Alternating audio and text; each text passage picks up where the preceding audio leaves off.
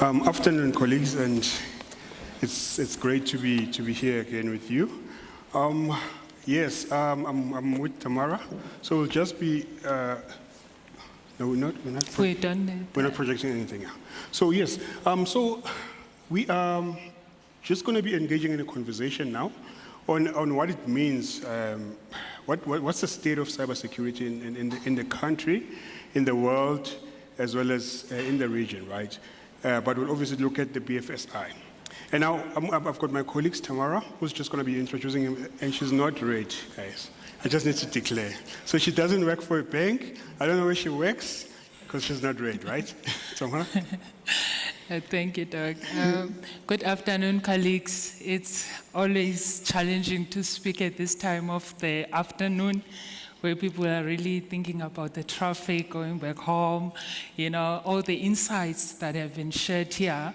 But my name is Tamara Mkula, a Business Information Security Officer at Nedbank. I am not, a disclaimer, I am not going to be talking about Nedbank. I'm just going to be sharing my insights on cybersecurity. I am very passionate about cybersecurity. I can talk about cybersecurity the whole day. It's a pleasure for me to join you to discuss some insights on cybersecurity in the BFSI. Thank you so much. So what do you do as a BISO, Information Security Officer, on general? Just on high level, I am a bridge between IT and business, basically just defining or interpreting business requirements to IT and communicating back to business as to how we're going to implement those requirements using the technology or leveraging the technology capability that we have in the organization. Wow, great. And I think we can attest to the fact that there's been a lot of blame shifting. We put together a requirement after execution. It's like, this is not what I had wanted to see, right? And I think this role is very critical for us to understand. So let's get right to it, right? So what does cybersecurity entail, according to your understanding in the BFSI? Post-pandemic, pre-pandemic, cybersecurity has always been a very key, I will say, strategy, because it's not just a principle, it's not just a part of, a strategic initiative, it's a strategy on its own. So for me, I think if I can open with a statement which says, culture eats strategy for breakfast. And not only that, for lunch now and for supper. Why am I saying that? These are the words of Peter Drucker. Sizwe, organizations within BFSI, they are operating in a VUCA business world. I'm borrowing that term from the business world. VUCA, V-U-C-A, meaning that the industry that we operate in, there is volatility, which means changes, constant changes, and very drastic changes are happening in our environment where we are operating. And not only that, there is uncertainties, the threats that we are facing, with the evolving threat landscape.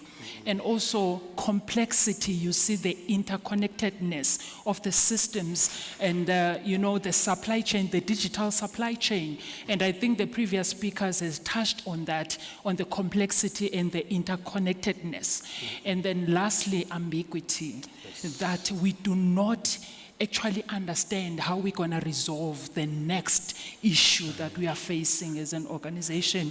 So I think if I can start there to define how cybersecurity is in the BFSI, I will start by saying we are operating in the VUCA world.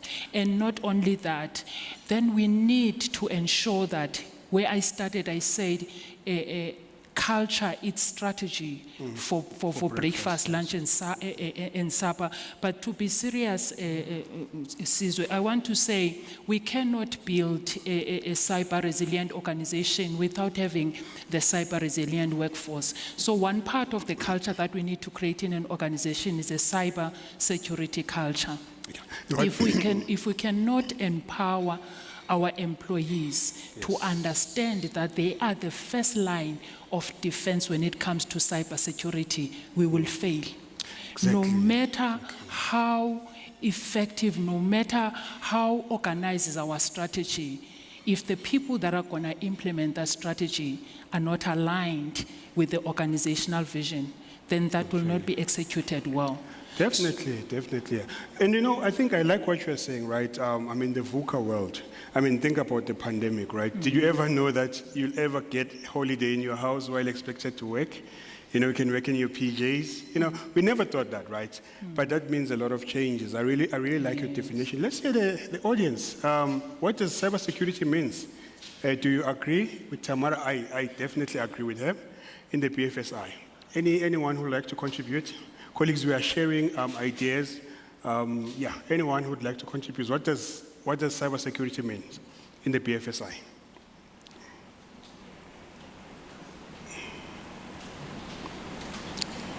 Can I go for it? Do you have a roving mic? Yes.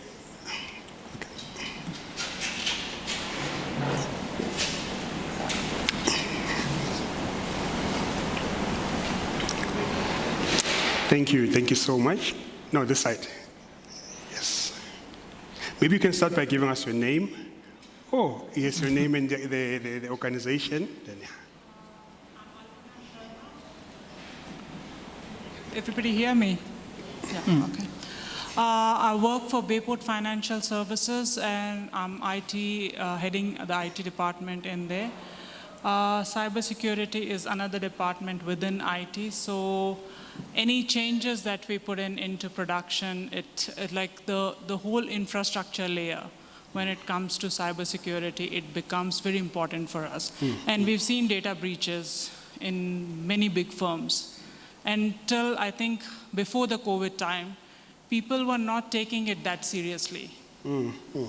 But within last 1 to 2 years, with the data breaches that we've seen with companies like, I should not take names, but yeah, bigger companies, I think it has become very, very important. And we must always, like, it was a stepchild kind of a thing in BFSI. Now it's part of the strategy, so it's not like left alone. In Bayport, we've in last 2-3 years, it has become part of a bigger strategy. Yeah. So it's a stepchild that has now taken over the main bedroom. Yeah. Right. I think I like what she has mentioned, because I believe that cybersecurity needs to be integrated into all business processes. So we cannot operate in silos. We need to collaborate, and we need to ensure that cybersecurity is integrated into all the business processes. And not only that, Sizwe, because now we have realized we're no longer talking about secure by design, we're also talking about privacy by design. And not only that, we need to ensure that we manage risk holistically, looking at technology, we're looking at people and the processes as well. So we cannot look at just technology, because what I think organizations really focus on is investment in their technology, but who is going to manage that technology effectively if we are not empowering and upskilling our people? You know, so I think for me, integrating cybersecurity into all business processes is very key. Wow, thank you. I totally agree with that, because you can put in very expensive technologies, but if your workforce do not know what to not click or what to not respond to, it's like your data is breached. Yeah, and I mean, our strategic partners also don't help by saying we can do end-to-end security, you know? Yeah. So with cybersecurity, obviously, you've spoken a lot about it. I want us to just maybe zoom into the bleak side or the negative side of things. Perhaps in the past 2 years, right? What prominent cybersecurity breaches have you seen, which I think have raised eyebrows in the market, in the industry? Oh, Sizwe, for me, I think the most challenging breaches are those ones that are happening through our third parties. Why? Because as part of the value chain, the third parties, they play a very critical role to the organization, right? However, we don't have a visibility into our third parties, how they are actually securing our data. And I think what we get right as organization individually, we make sure that we implement all the right technologies and solutions in place to ensure that as we share our data with our third parties, we share it securely, we manage it securely. However, I don't think we have reached a stage where we can confidently say our data, when it's in the hands of the third parties, it's also secure. We lose visibility right there in our supply chain. And I think it's correct to say our cybersecurity is as strong as our weakest link in the cyber supply chain. So if your third parties cannot secure your data as you do on your premises, then the breach that will take place in your third parties will affect you, and you can actually lose your reputation in the market. And I think, and obviously because of we are looking at the partner, we are saying, okay, they've been in the market for a long time, you know, they should have systems. We make that assumptions, right? I don't know, colleagues, do you agree with Tamara that the biggest vulnerability, I think, is third-party data transmissions? Of course, we do sign the non-disclosure agreements and all those, but the actual technical part, right? What else do you think it's also of concern that we should be cognizant of? I like these conferences because you go back, you know, you've got to change mindset. You know, you can look at things differently. Let's go. So yeah, I think we've got to ask ourselves the question is, where does the information to exploit systems come from, right? Specifically proprietary systems themselves. And I'm going to say something that's going to sound very odd. It is about treating IT and security staff with respect and giving them the appropriate way to look at the company and the bigger picture. Because a lot of the information that is shared on the dark web is done by the very people that work inside of the CISO offices in the very companies that are trying to prevent these threats from happening. And that distributed model, that ability to share that information leads to a lot of, because it's very difficult to simply exploit a company from the outside. But if you've created a culture where information security people are seen as a back office function or not really part of the strategy and culture of the company, then you haven't really brought them into the family, if you want to call it that. Thanks. Oh, wow. And what I'm gathering between the three of you colleagues is that, yes, technology is important. We shouldn't take that for granted, but the people factor, it's very key, right? It is. And we always start inside the organization. Because of unless we are aligned with regards to what threats we are faced with and what exactly we want to do, we won't be able to. I really like that one. So, but also, Sizwe, before you can continue, maybe if I can touch on, I think now we are getting it right when it comes to managing the third-party risk. I think there are tools now that, remember the traditional way was to assess your vendor once as you are onboarding them, completing the checklist, attestations, the contract, the NDAs, but that was not effective. So now there are tools that are able to actually monitor the security posture of your third parties, those that you, because of the licenses obviously and the costs that are involved, you can maybe onboard only your high risk, high priority third parties into that tool.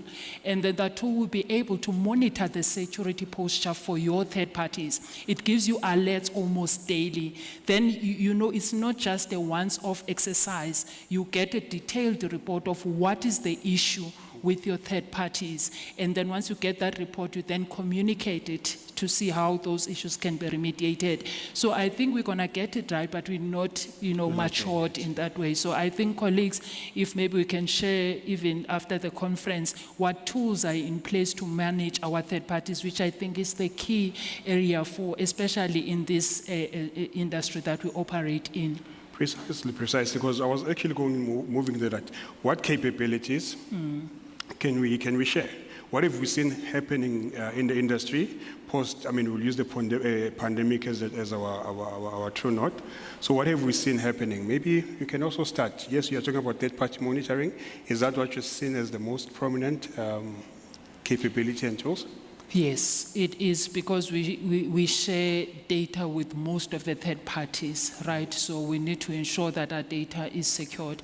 But not only that, once the data leaves our premises and going to the third parties, how is it secured?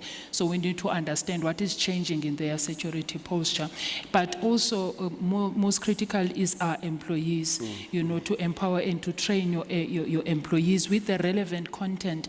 I think it was mentioned earlier to say, what training are we providing to our employees?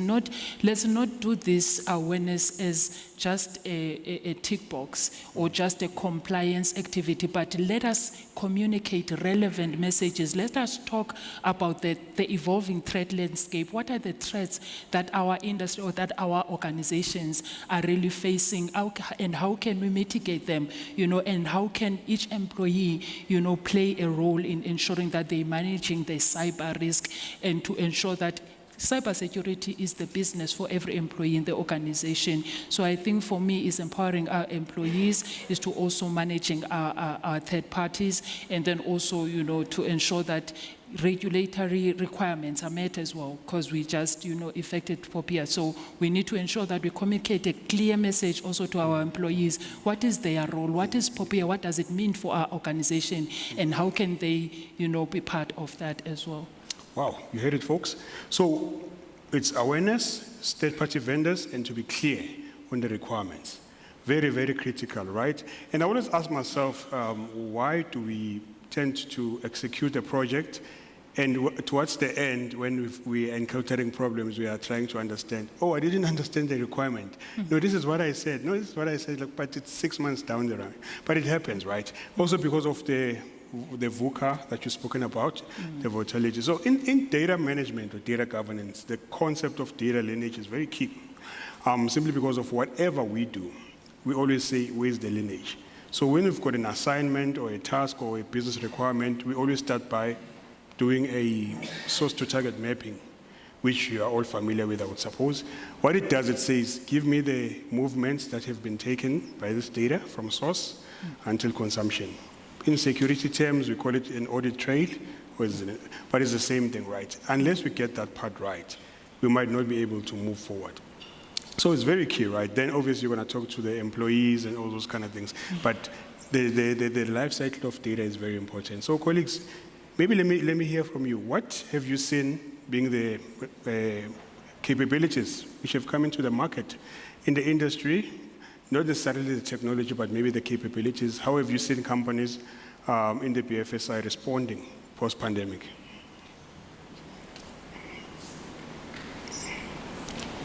Any taker? Or you can even share, if you've got a case study that you want to share with us, the highlights of that. Yes, we've got a hand there.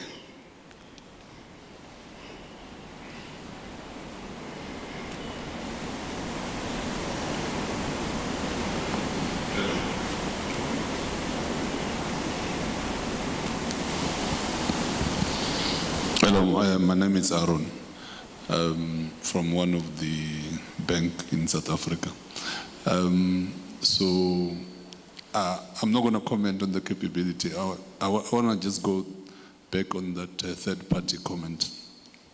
So for me, most of the successful business that I'm seeing coming up are those that are executing some of the platform business models. And on those models, for them to thrive, you realize that the ecosystem is the pillar of some of those platform business model. And then it cycled back to what she commented about the third party, that on the ecosystem, you're probably going to have a lot more of those third party for you to be able to deliver to your end customer. And that complexity for me, that's where I see the complexity on the cybersecurity, on how you manage that ecosystem and able to secure your data and any other thing that you need to do there. Thanks. Wow, okay. I think we've got another hand. Yes. Yeah. Hello, so we've been having conversations with some of our customers around locking down the APIs that they have when they extend data to them. For example, we've got a lot of vehicle and asset finance, I guess, businesses popping up all over, offering finance, and the conversations we've had, with some banks, is how are you locking down all the different APIs across your organization? Each one offers different data. They have different third-party vendors that want credit information. For example, you buy a car and all the banks, can bid for the honor of honoring that, that request for credit. And everybody wants access, somebody underwrites that. Everybody wants access. And you share data in the organization and people share data with you, but they spread across the organization, right? There's so many APIs across the organization. And we've been having conversations about centralizing control of those APIs, so you lock down your APIs and you secure them. So, what I'd like to ask is, how are you guys managing that? You both from different banks, right? Right. So maybe before I answer the question, right?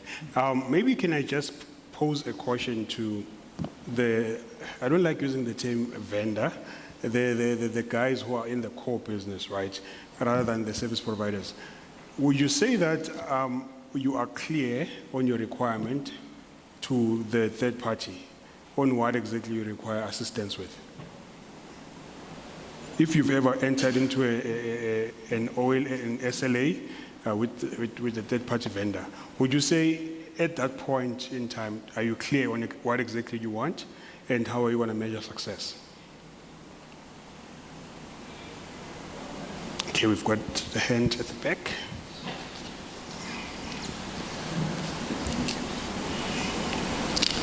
Hi, Zinhle from Standard Bank. I think in terms of the requirements, and especially because a lot of organizations are moving to a platform business, there's a lot of exploring, right? And there's a debate around, can you really be very clear about what you want when you're still trying to understand what you need and what the customers need, and then balancing that in terms of how we look at security and how do we look at safeguarding data. So I think the very important thing that we need to look into is when exploring and also when we're taking on third parties, are we ensuring that we're holding them accountable for how they're handling our information when it's with them? I think a lot of organizations, before PAPIA came into effect, and now that the Cyber Crimes Act is also in effect, we need to look at the end-to-end value chain of the information lifecycle, not just as a customer, I know that I gave my information to this particular organization for a service or a product. I don't know your third or fourth parties in order for you to provide me those products. So a constant review or assurance in terms of third-party management needs to be important. I think the requirements is, sometimes we know them, but I think where we are exploring is where the challenge is, because you can't be too stringent around what the requirements are when we're trying to understand a lot of things that haven't been done before. I think a more flexible approach to compliance and regulation needs to be put into place, sort of give some guardrails, but be flexible in terms of how to adapt. And then once you understand what you need, then you put full force. Okay, we've explored. Now this is exactly what we need from you guys to do.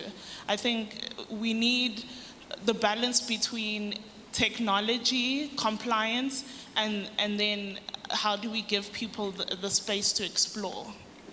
Oh, wow. I think also, thank you so much for that. I think in terms of the requirements, also we have a challenge, because I think we are using an umbrella approach. One, because we are also having the shortage in terms of the cybersecurity skills, right?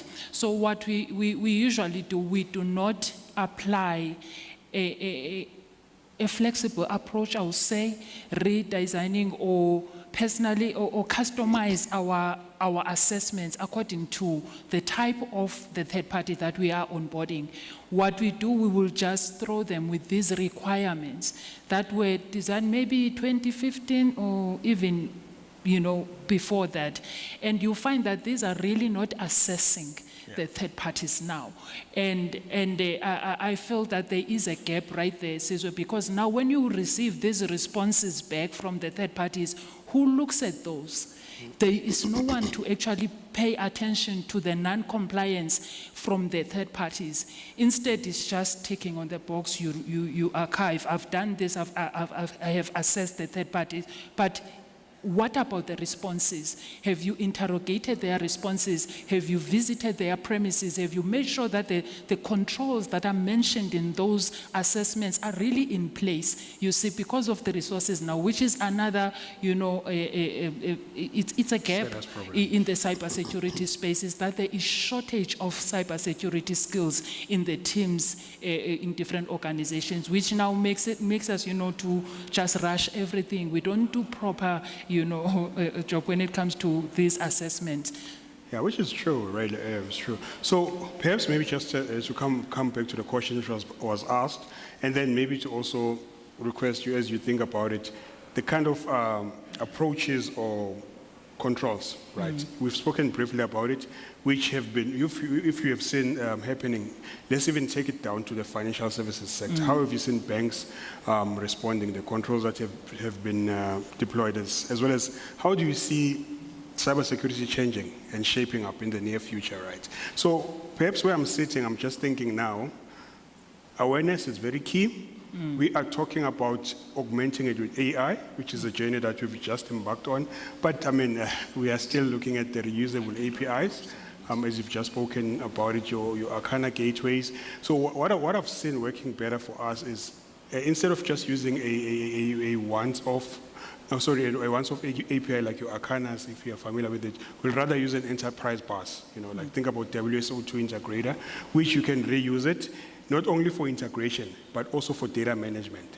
And also we are also looking into a hybrid architecture, meaning that whatever integrations that we do, they must be able to be configured on the cloud as well as on-prem without us losing any records. So it's quite an intensive integration that is being run, bearing in mind as well that we still have a lot of legacy data.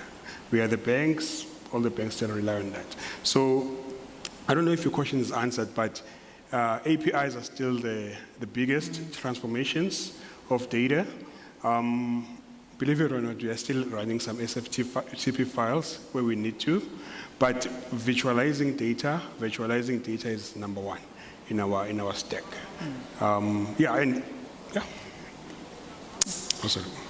No, that's correct, Sizwe. I think I want to touch on the point of cybersecurity now in terms of the controls that needs to be implemented. Gone are the days of how do we, motivate for cybersecurity position in the organization. It's no longer about that now, and I've seen a lot of changes in terms of, setting the tone from the top. And I think I like that because now we're no longer going to say, how do we communicate, cybersecurity cybersecurity to the board if the tone is set from the top, right, from the risk appetite statements, if they set those and then they cascade down to the tiers that are below them, then you talk about the risk vectors in the organization, like your third parties, your systems, and your people, right? And then then you go a level below that, you then set, the metrics to measure those, and then below that you have your thresholds, for example. As you are measuring the risk here, as you are looking at measuring or managing the cyber risk at the lower levels, to communicate it back to the board, it's not going to be an issue anymore, or to even motivate for security budget, because the tone was set on top, right? The risk statements were defined by the board and they cascaded down.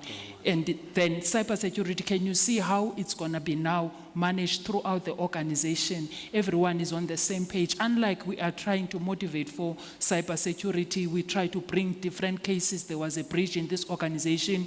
If we implement this tool, this is how we're going to reduce risk. And then we have to quantify it. We will quantify risk. We will quantify it through our thresholds, and we will manage that. And then we will link it back to the risk appetite statements that they have, communicated at the board level. Exactly. I mean, we shouldn't be an afterthought, right? So maybe just one last person. How do you see cybersecurity risk management shaping out in the digital space? Any takers, your predictions? How do you see us moving forward? What new technologies are you seeing in the market? What new behavioral trends are you seeing in the market? I mean, she's just said a powerful one, that cybersecurity is no longer a responsive action. It's a strategic KPI. Proactive. If our executive is not being measured there on top, then you're wasting your time.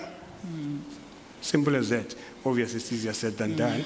And we're no longer looking for the buy-in, Exactly. like of a senior leadership or the C-level. They already set the tone, right? We just, plugging into what they already defined. Exactly.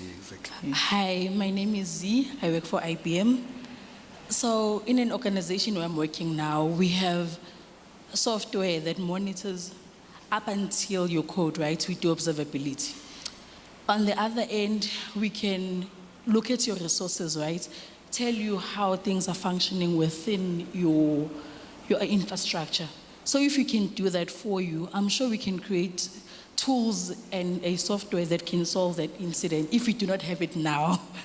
So as you were saying, it's one of the important topics for this current era, because as we keep modernizing our applications, as we keep trying to better the infrastructures that we have, we need to consider cybersecurity. So we are working on that. We are on a journey, as you're saying. And as Tamara is saying, when you sit in that boardroom and you talk about it, it's not going to be a new conversation, because we are in the process of making it work.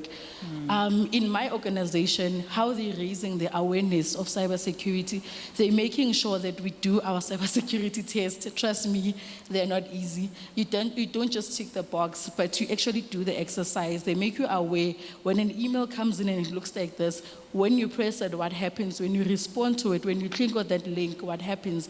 It's not only limited to just a once-off training when you're on board, but it is an ongoing thing that we constantly do on a normal basis. So say that you're doing that with a third party.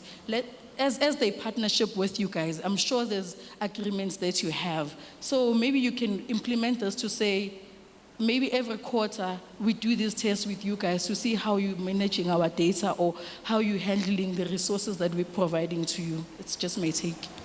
Wow, you've heard it for yourself, folks. I don't think I can do it any better than that. Thank you so much, colleagues, for your time. Tamara, thank you so much for sharing your valuable insights.